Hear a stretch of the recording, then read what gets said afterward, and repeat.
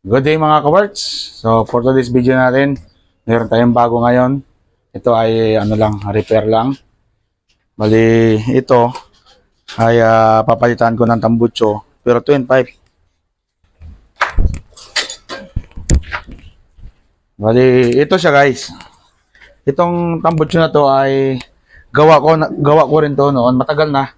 So yung design nito ay kinuha ko sa design ng Ishimura na pang CRF.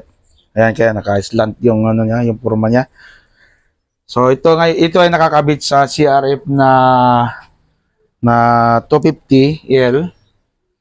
Pero ngayon ay ilalagay natin dito sa KLX BF 150. So yan ay mamount natin dyan. Tingnan natin kung ano magiging forma mamaya mga kaworks. Kaya samahan niyo ako guys.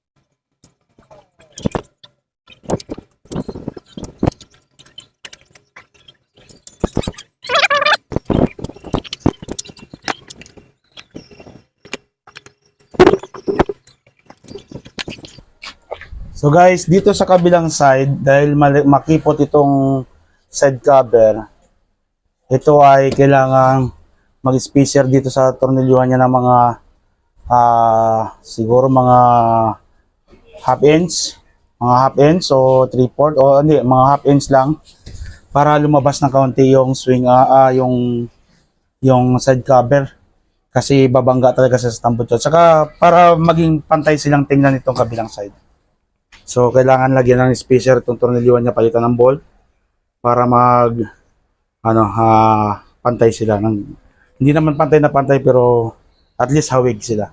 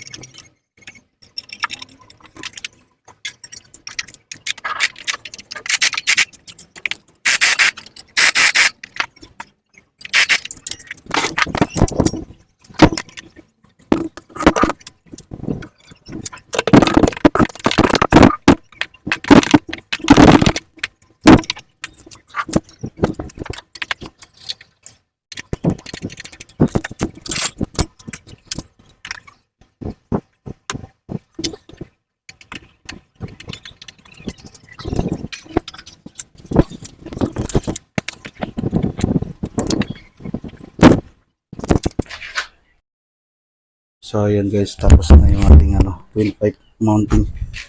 Ayan siya. Ayan siya pag nakatalikod. Pangit against the light. Ayan. So ayan siya. Ayan. So, tingnan natin siya sa may bandang taas.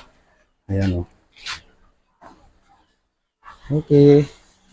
Sound check tayo guys.